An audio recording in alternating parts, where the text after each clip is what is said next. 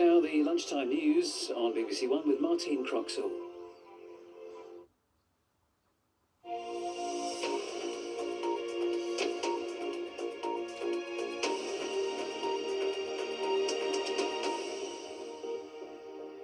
Good afternoon. Sir Keir Starmer has suggested that Andrew Mountbatten Windsor should testify before the US Congress over his dealings with the convicted sex offender Jeffrey Epstein.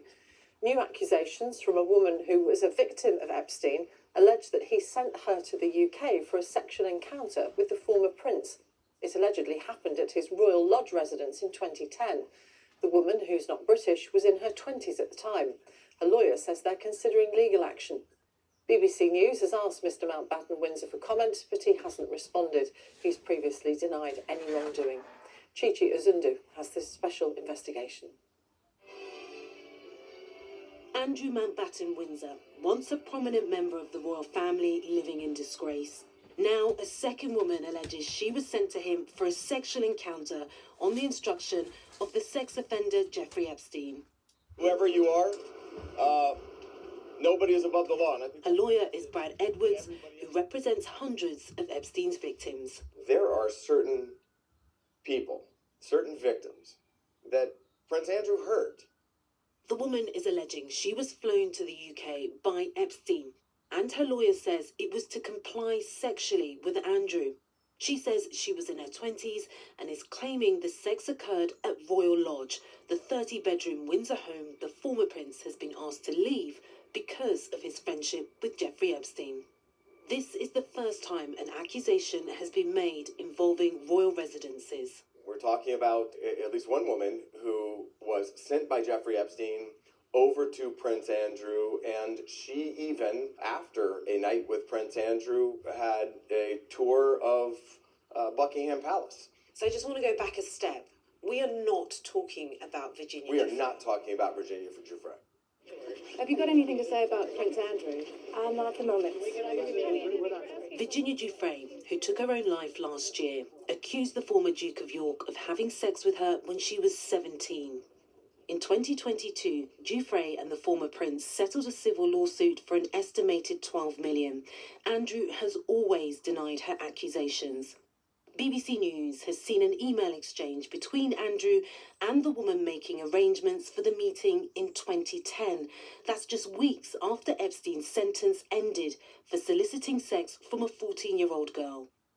And the introduction was made because of Jeffrey Epstein.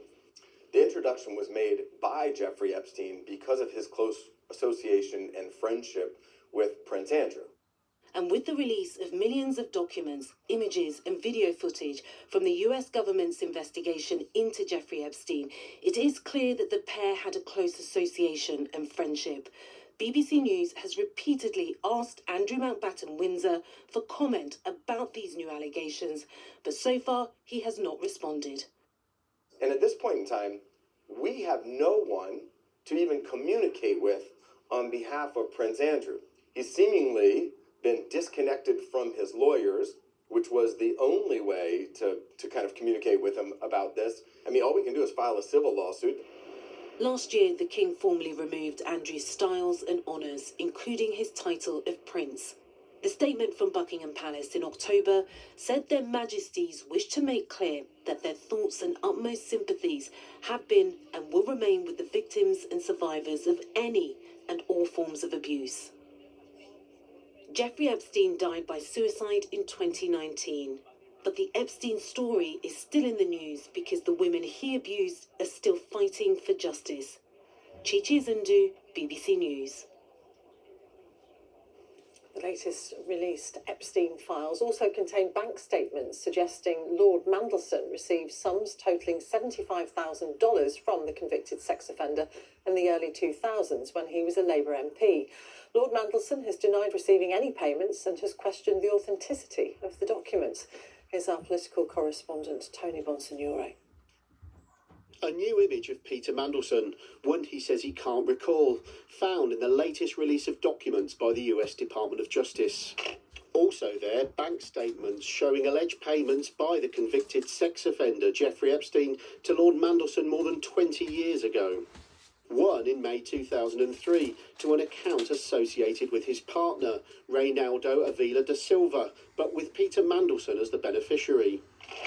The other, just days apart, in June of the following year, allegedly directly to Lord Mandelson.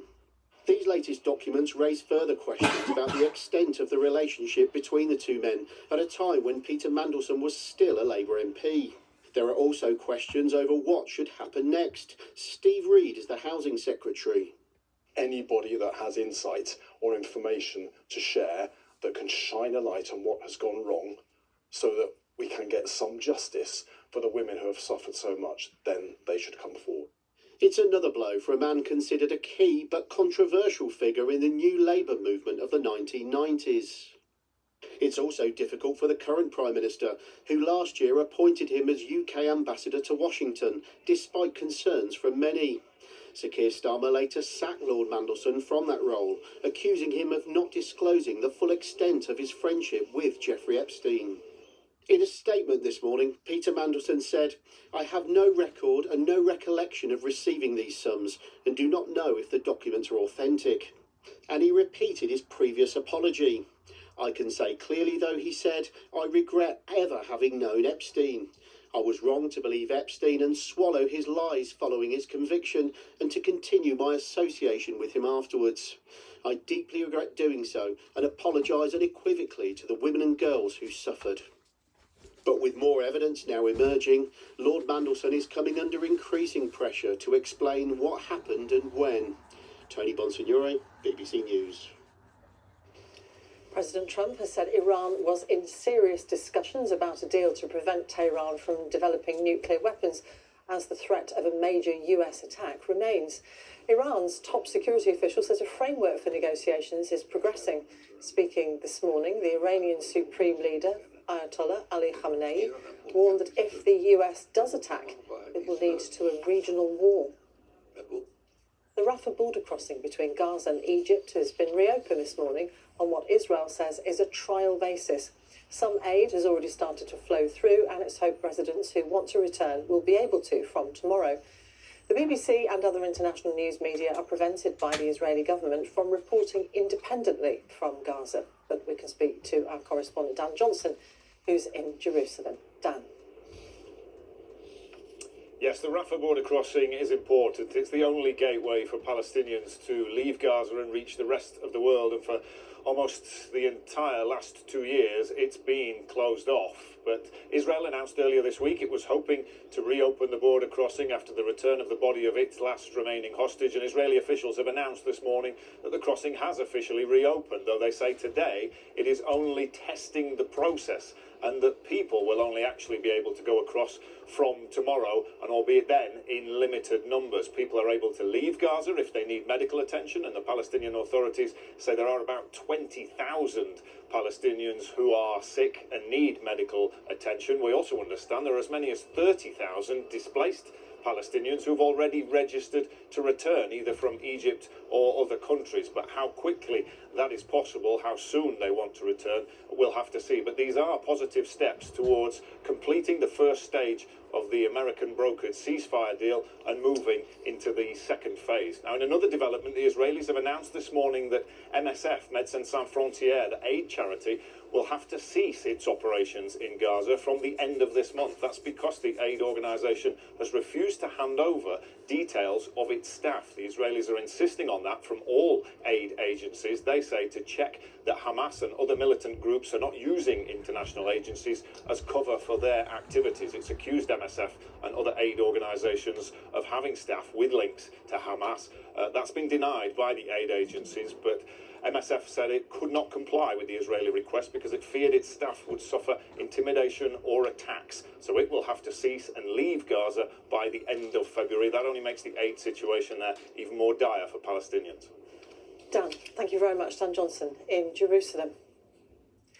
Several patients at Southampton General Hospital had to be moved in the middle of the night because of a fire. More than 100 firefighters were called to the scene in the early hours, and all outpatient appointments today have been cancelled.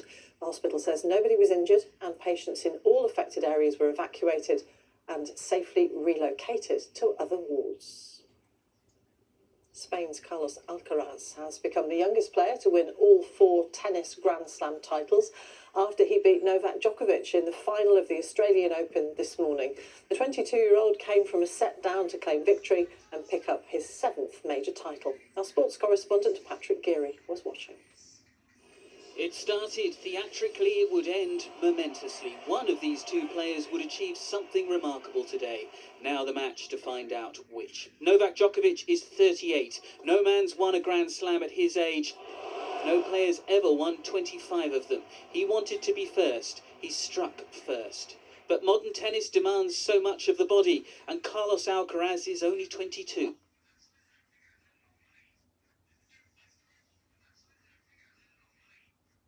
Man to win all 4 major titles. At times it seems he's everywhere, all at once.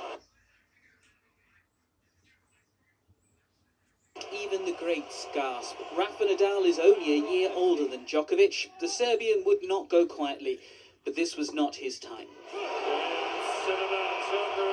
Now Carlos Alcaraz is on the level of legends. He is the 6th man in the Open era to win a career Grand Slam. This is history, and he is the future. Patrick Geary, BBC News. That's all from me, but there's plenty more on the BBC News website. The next news on BBC One is at 20 to 6. Bye for now.